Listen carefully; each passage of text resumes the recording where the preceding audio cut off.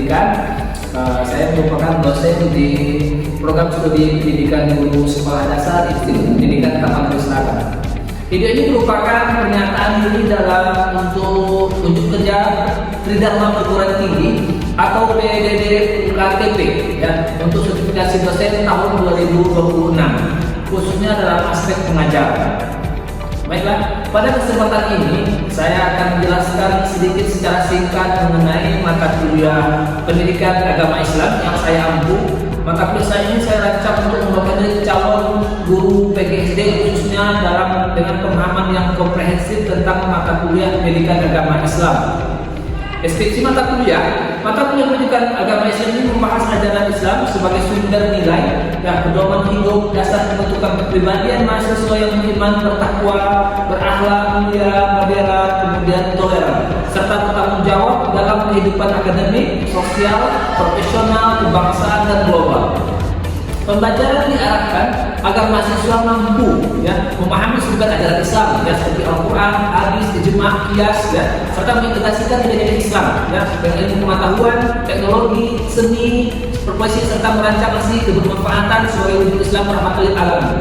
Kemudian ada pun CPL yang dilibatkan pada mata kuliah pendidikan agama Islam. Pertama yaitu CPL 1, bertakwa kepada Tuhan Yang Maha Esa, menunjukkan sikap religius, jujur, berintegritas, kemudian berakhlak mulia dalam sikap kehidupan akademik dan profesi.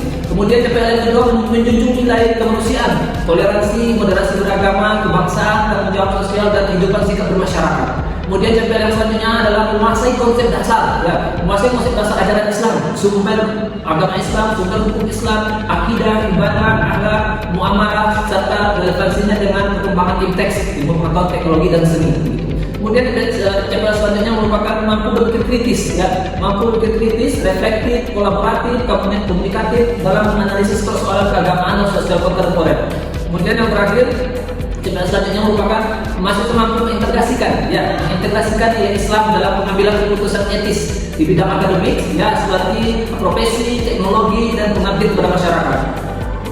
Sebagai landasan dalam merencanakan evaluasi pembelajaran PAI khususnya di pendidikan guru sekolah dasar, adapun CPNK-nya lagi. CPNK-nya ada beberapa di sini, yaitu pertama menjelaskan hakikat manusia, kemudian agama Islam sebagai fondasi pembentukan makna hidup karakter mahasiswa. Selanjutnya, CPNK selanjutnya adalah menganalisis sumber ajaran Islam dan prinsip penerapannya secara kontekstual, yaitu CPNK. Kemudian selanjutnya menunjukkan akhlak, adab, dan akademik, etika sosial, profesional berdasarkan nilai-nilai Islam.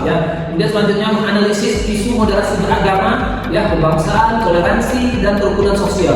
Selanjutnya mengintegrasikan nilai Islam. Ini yang akan saya bahas nanti dalam pembelajaran, yaitu mengintegrasikan nilai Islam dengan ilmu pengetahuan, teknologi, dan seni, etika digital dan isu digital atau literasi digital. Kemudian merancang dan mempresentasikan proyek bermanfaatan sosial berbasis nilai Islam rahmatan lil alamin. Mata kuliah ini terdiri dari 2 SKS dengan 16 kali pertemuan, 16 kali pertemuan. Pertemuan ke-8 nanti kita akan mengadakan UTS, kemudian pertemuan ke-16 kita akan melaksanakan UAS, dan biasanya di pertemuan 15 saya memberikan tugas praktek atau tugas proyek kepada mahasiswa karena ini mata kuliah pendidikan agama Islam. Kemudian bahan kajian yang akan kita bahas ada seperti manusia, agama, dan Islam, kemudian sumber ajaran Islam, akhlak, akidah, syariah, Islam dan ipteks, moderasi beragama, kebangsaan, kemudian muamalah, isu sosial, Islam keberlanjutan, dan proyek sosial terakhir. Kemudian strategi pembelajaran yang akan saya laksanakan di sini ada beberapa, contohnya student center learning, yaitu pembelajaran berfokus dan lebih aktif ke mahasiswa. Akan saya terapkan seperti contohnya diskusi, tanya jawab, debat terarah, kemudian studi kasus. Peran dosen pesan saya di sini adalah sebagai fasilitator, memberi umpan balik begitu. Dan outputnya untuk mahasiswa adalah argumentasi kritis dan refleksi pribadi dari mahasiswa. Kemudian metode selanjutnya ada juga di sini nanti case based learning. Ini adalah analisis kasus, etika digital, intoleransi, dan ekonomi dan lingkungan. Kemudian menyediakan skenario dan kriteria analisis. Kemudian metode selanjutnya adalah project based learning. Ini nanti akan kita terapkan strateginya, yaitu kita memberikan mini project atau mini project sosial ke mahasiswa atau mini project edukasi berupa digital positif. Nanti ini peran saya di sini adalah kami sebagai dosen memberikan post project dan penilaian proses kepada mahasiswa begitu. Selanjutnya ada satu lagi reflective learning, itu seperti kita melaksanakan praktek langsung seperti praktek ibadah nanti praktek sholat jenazah atau praktek-praktek yang berkaitan dengan pendidikan agama Islam begitu. Kemudian bukti penilaian dalam hal ini mendapatkan pendidikan agama Islam di situ. Pertama, partisipasi biasanya 10%, proyek 50%, kuis 5%, tugas 5%, UTS 15%, dan UAS 25%. Silahkan nanti ya saksikan video pengajaran saya materi tentang hubungan Islam, iptek, teknologi, dan kecerdasan buatan atau AI dan etika digital. Selamat menyaksikan. Terima kasih. Assalamualaikum warahmatullahi wabarakatuh. Bismillahirrahmanirrahim. Assalamualaikum warahmatullahi wabarakatuh. Waalaikumsalam warahmatullahi wabarakatuh. Alhamdulillahirabbil alamin. Allahumma shalli ala Muhammad wa ala ali Muhammad. Ya, berjumpa kembali dengan sekalian yang Bapak sayangi, yang Bapak banggakan ya dalam mata kuliah pendidikan agama Islam, khususnya nanti di sini temanya tentang pemanfaatan atau hubungan teknologi ya dengan Islam. Sebelum mulai pembelajaran, Bapak ingin absen terlebih dahulu seperti biasa ya, bertanya kepada mahasiswa sekalian apakah ada semuanya seperti itu ya. Ya, satu, apa Husen siapa yang di sini? Husen ya? Husen, bagaimana Husen? Sehat Husen? Sehat. Oke, sehat ya. Oke, kawan yang lain bagaimana aman Husen? Alhamdulillah. Oke, Bapak tes sedikit, Bapak tes dulu Husen. Hijab Balita? Sehat. Oke, Hijab, sehat ya. Oke, Tiara Eka? Sehat. Oke, Adil sehat? Oke, Randy? Sehat Randy? Alhamdulillah sehat. Oke, kemudian Rizky? Sehat. Oke, aman Rizky? Aman, Pak. Oke, tetap tersenyum dan semangat walaupun bagaimanapun keadaan gitu ya. Terakhir, siapa lagi kira-kira? Husen? Oke, Bapak rasa sudah ya. Oke, baik ada sekalian. Ya, pada pertemuan kali ini, ya sebelumnya kita sudah membahas tema tentang apa kira-kira? Hubungan ya, teknologi, ilmu, dan Islam begitu ya. Dan sini fokus nanti kita membahas bagaimana etika digital, bagaimana memanfaatkan teknologi itu apakah sesuai dengan syariat Islam begitu. Ya, jadi materi pada hari ini adalah bagaimana kita memanfaatkan digital, nilai-nilai digital ini sesuai nggak dengan syariat Islam. Oke, Bapak ingin bertanya terlebih dahulu. Kira-kira yang kalian ketahui tentang digital ini apa saja? Silakan. Ya, tentang digital ini apa saja yang kalian ketahui tentang digital zaman sekarang? Apa kira-kira? Penggunaan Oh, boleh salah satu. Bagus. Ini yang saya tahu pada tahun itu Ya. penggunaan AI. AI bagus. Ini yang salah satunya akan kita bahas nanti. AI bagus ya. Bisa akan dapat nilai tambah. Ya. Oke, sama lagi di sini. Penggunaan aplikasi seperti TikTok, Pak. TikTok ya, boleh nanti TikTok itu apa? Ada efek negatifnya, ada efek positifnya. Nanti kita bahas bagaimana kita memanfaatkan teknologi itu apakah sesuai dengan syariat Islam atau tidak. Jangan untuk joget-joget saja di TikTok ya, itu tidak bagus begitu. Oke, kita langsung materi selanjutnya yang ditanyakan oleh Miska tadi dan disampaikan Miska tadi itu ya. Memang arahnya ke sana nanti akan kita pelajari ya. Oke, ini di sini sedikit dulu. Kompas Syariah sebagai kompas etika digital. Ya, di sini maksudnya adalah bagaimana hukum Islam itu sebagai kompas. Kompas itu maksudnya mengatur, mengarahkan bagaimana kita memanfaatkan digital ya, teknologi contoh TikTok tadi ya. Apalagi teknologi yang ada sekarang Instagram ya. Ya, kecerdasan buatan juga AI itu banyak macam-macamnya. Ya, yang terkenal apa saja? Apa saja yang tahu kira-kira yang AI yang terkenal yang sering digunakan? Apalagi? Dora. Ada lagi Gemini yang bagus Gemini. Ada lagi kira-kira? Ada lagi yang kira-kira? Ada yang tahu Jenny AI itu juga ya salah satu penelitian buatan yang membantu mahasiswa atau kita dalam pembelajaran. Jadi kita harus tahu ya. Jadi hukum Islam itu, pendidikan agama Islam itu sebagai kompas pengarah ya. Sebelumnya kita sudah mempelajari pertama di sini maksud saya itu menjaga agama.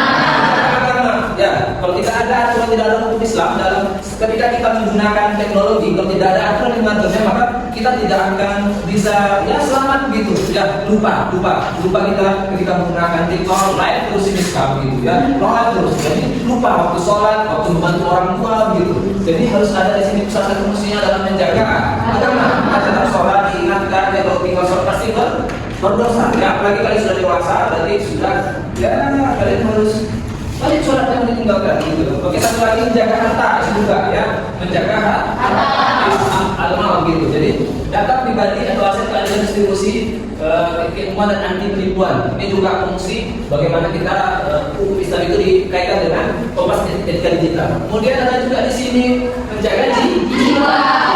Ya, di sini intinya di sini melindungi kesehatan mental dari cyberbullying dan adiksi algoritma. Siapa yang kira-kira tahu tentang cyberbullying ini? Apa maksudnya? Menjaga jiwa itu. Cyberbullying apa itu kira? Ayo. Cyberbullying. Cyberbullying tahu kan? Jadi itu bersama dengan digital, kemajuan teknologi begitu ya. Jadi cyberbullying ini sama dengan kita mengolok-olok teman kita di media sosial begitu ya. Itu cyberbullying ya. Oke, yang kemudian adalah penjagaan. Di sini melawan antropi kognitif akibat AI.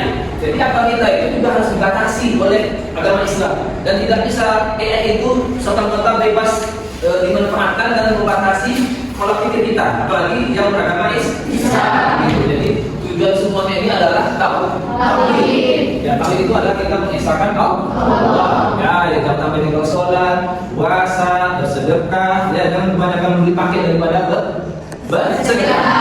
Selanjutnya, ini sedikit ada pedoman ketika kita menggunakan media sosial digital itu ada fatwa yang mengatakan nomor 24 2017.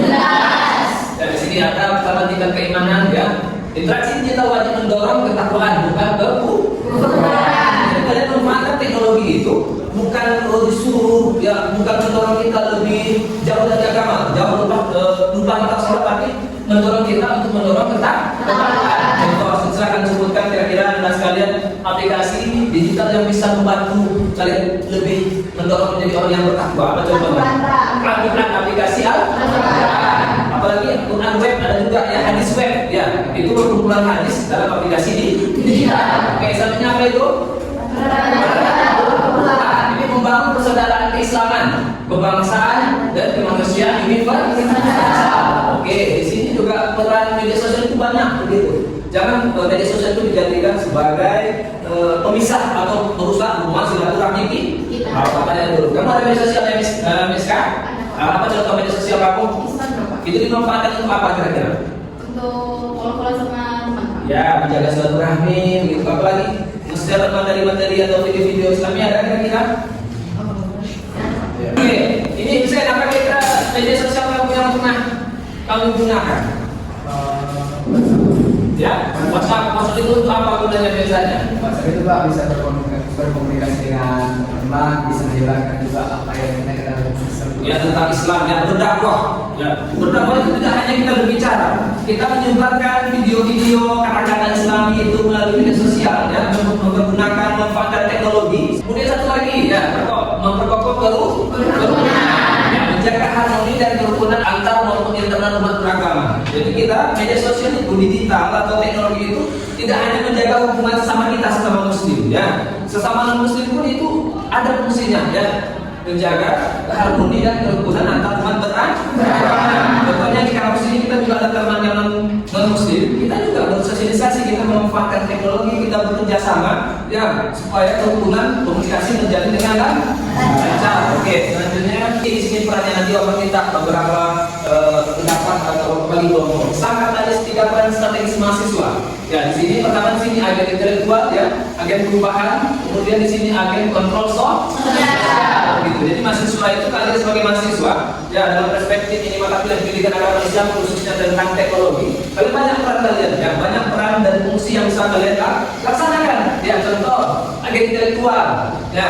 Kemudian agen perubahan. Yang bahasa Inggrisnya apa tuh? Agen of change ya. Kemudian satu lagi agen kontrol sosial. Agen kontrol sosial. Ini salah satu bapak tanya dulu. Agen kontrol sosial ini kira-kira bagaimana menurut kelompok satu ini? Silakan. Agen kontrol sosial ya. Coba dibacakan dulu di situ Pak Miska atau orang Mutiara besarkan suaranya, silakan. Bersikap kritis terhadap kebijakan teknologi yang disebut nanti. Menolak penyalahgunaan AI dan menjaga ruang publik digital tetap berada. Menolak ini kan satu kuncinya, menolak penyalahgunaan AI. Menolak penyalahgunaan teknologi digital tersebut begitu. Jadi penggunaannya itu boleh kalian gunakan. Apa tidak melarang kalian gunakan AI teknologi digital ya? Asal ada buktinya sesuai dengan syariat Islam. Masih mendukung kalian untuk kuliah, untuk kalian beribadah begitu, membaca Al-Quran ketika mungkin di luar, ada aplikasi Al-Quran di digital ya. Sudah di Islam semuanya, sudah digital ya. Oke. Selanjutnya ini beberapa paradoks digital peluang versus ancaman ya, karena digital dan AI. Di sini ada beberapa ancaman dan peluang. Contoh ya, peluangnya industri keuangan syariah global, digitalisasi dakwah, dan akses ilmu tanpa batas. Ini yang perlu. Analisis linguistik dan tematik akurat berbasis AI. Dan ancamannya di sini ada beberapa ya. Polarisasi sosial dan penyebaran hoax ini yang sering ya. Ini yang sering terjadi begitu. Ya. Nah, ini yang materi pokoknya nanti beberapa perbuatan yang harus kita hindari ya dalam kita menggunakan teknologi, digital. Contoh di sini kita silang ada ini. Fitnah, ini lagi apa ini? Walaupun kita caranya mau ngeprank tapi niatnya cuma sudah ada bentuk informasi palsu, itu dilarang. Ya, ini apa lagi?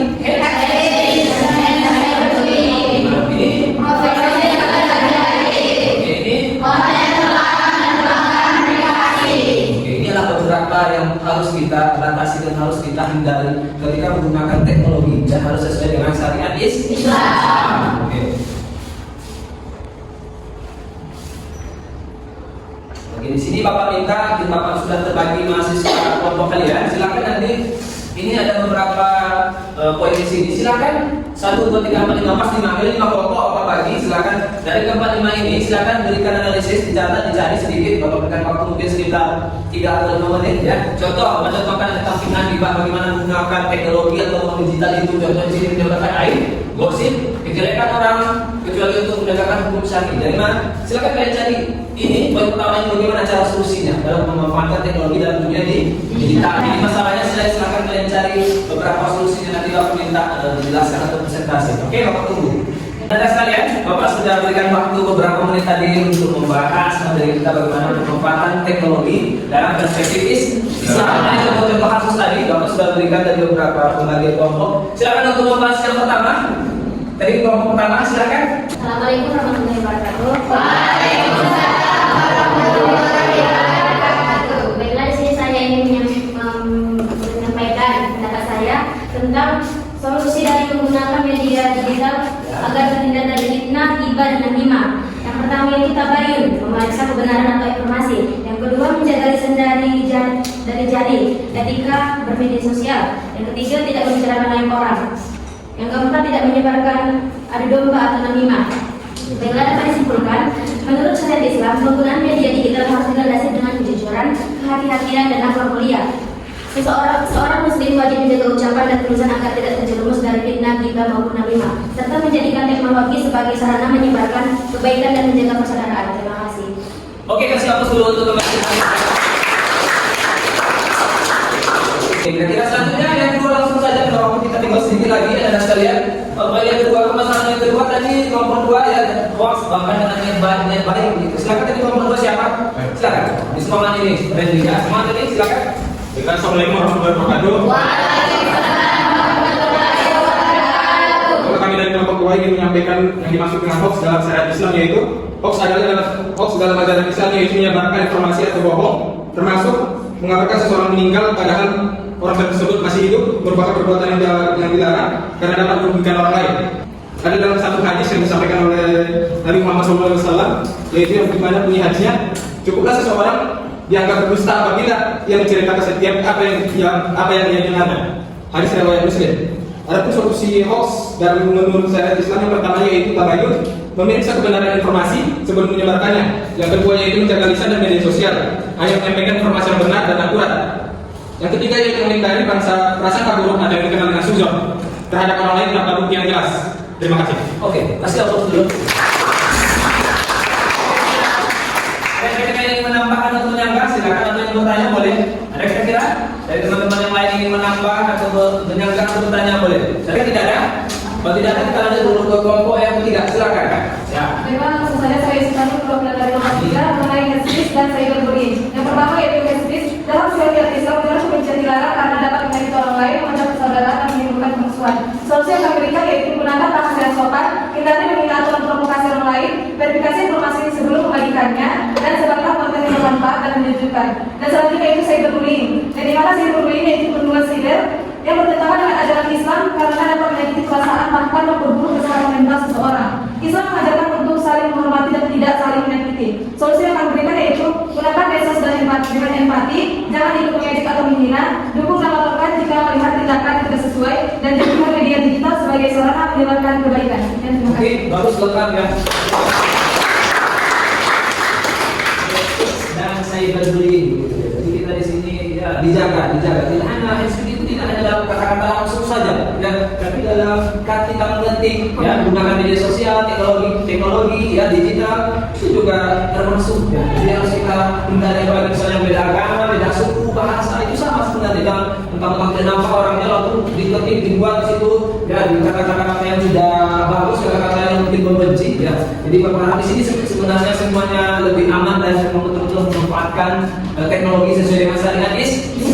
Oke, selanjutnya silakan kelompok ke-4. Ya, silakan.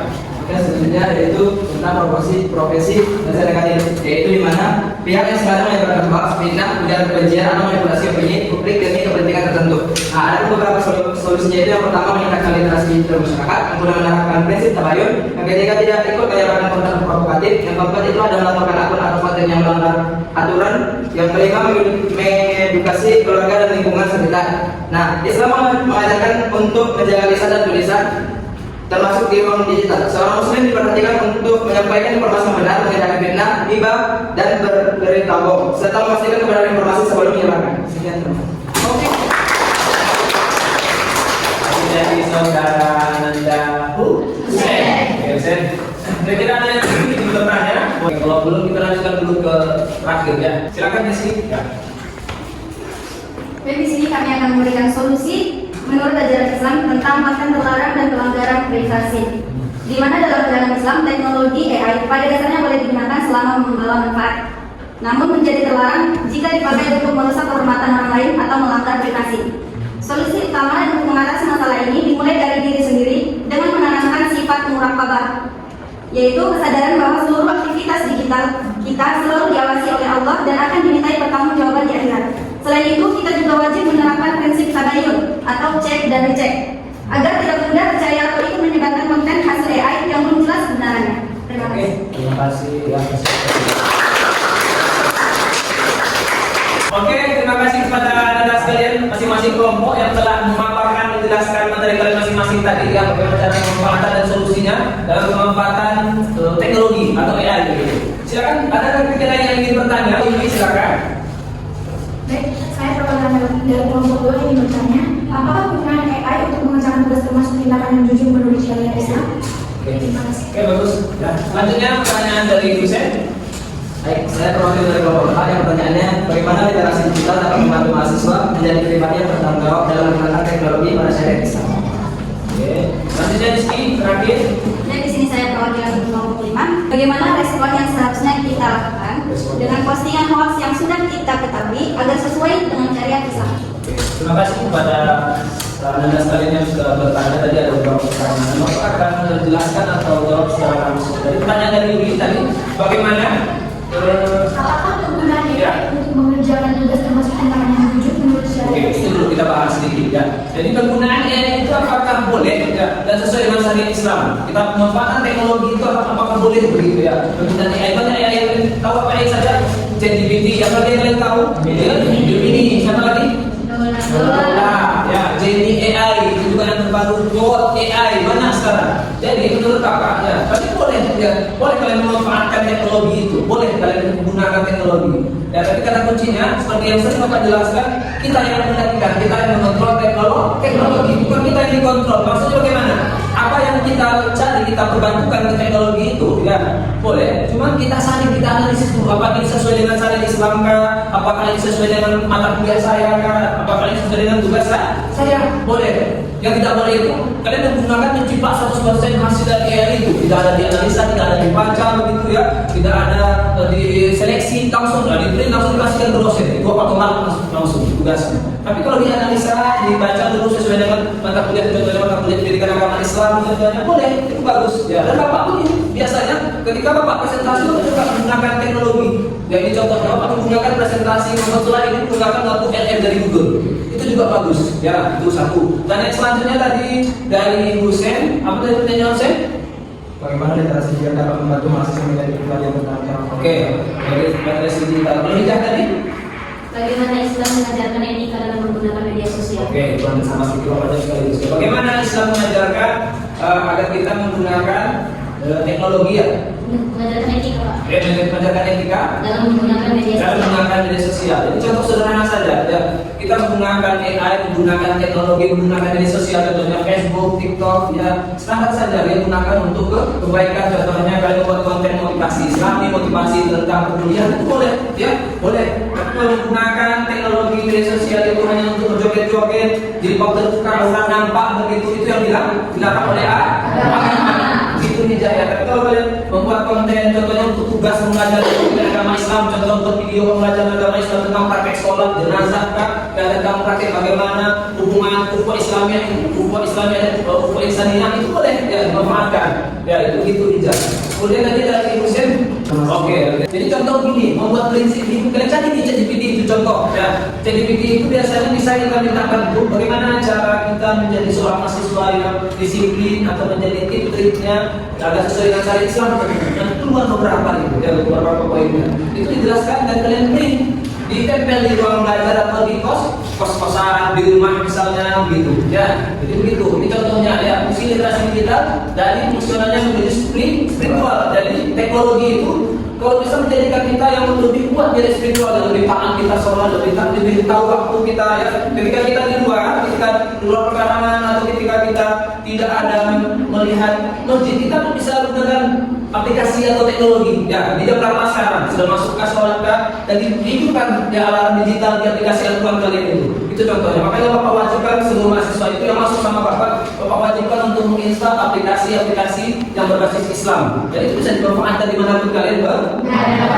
Gitu. Ini contoh ya. Literasi digital yang konvensional. Konvensional maksudnya yang lama, yang terdahulu. Contohnya ya, literasi digital Islami yang berbasis Islam. Begitu. Saya contoh kecakapan teknis, kemudian kesadaran etis dan tanggung jawab atau dengan adab. Ini lagi dari digital Islamiyah kemaslahatan bersama, public good dan harmoni sosial. Itu lagi. Ini yang penting tadi.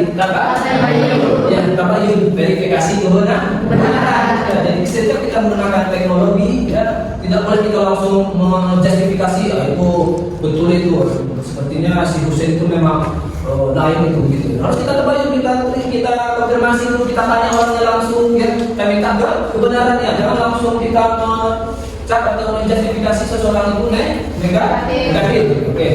Kemudian ini terakhir ya, sintesis akhirnya membangun masyarakat informasi beradab. Ini puncaknya, inilah filosofinya ya. Yang penegaknya adalah etika Islam ya, sisanya hukum Islam dan tabayun serta amanah. Inilah filosofi piramidnya. Jadi ini puncaknya ya, membentuk masyarakat beradab, cerdas secara teknologi ya, matang secara emosional, bertanggung jawab secara spiritual ya, bertanggung jawab sesuai dengan syariat Islam gitu. Jadi menggunakan teknologi itu ya sesuai dengan syariat Islam, jadikan kita mahasiswa yang cerdas, mahasiswa yang matang emosionalnya dan bertanggung jawab. Bertanggung jawab itu apa? Untuk dunia dan akhirat. Hanya mendapatkan nilai saja kalian di sini. Jadi nilai itu tanggung jawabnya dunia akhirat begitu. Dan ilmu yang telah kalian dapatkan itu pemanfaatan teknologi sesuai dengan syariat Islam itu tidak hanya di sini saja kalian dapat ilmunya. Kalau kalian memang ikhlas mengajarkan ilmu teknologi itu akan dapat juga yang imbalannya di akhirat kan? Oke, itu saja dari Bapak ya. Mudah-mudahan semuanya selalu semangat, aktif dan memanfaatkan teknologi itu sesuai dengan syariat Islam. Ya, materi selanjutnya akan kita lanjutkan minggu depan. Kita tutup mata kuliah hari ini dengan hamdalah. Terima kasih. Selain silakan istirahat dulu Anda sekalian untuk masuk ke materi selanjutnya. Bapak tutup.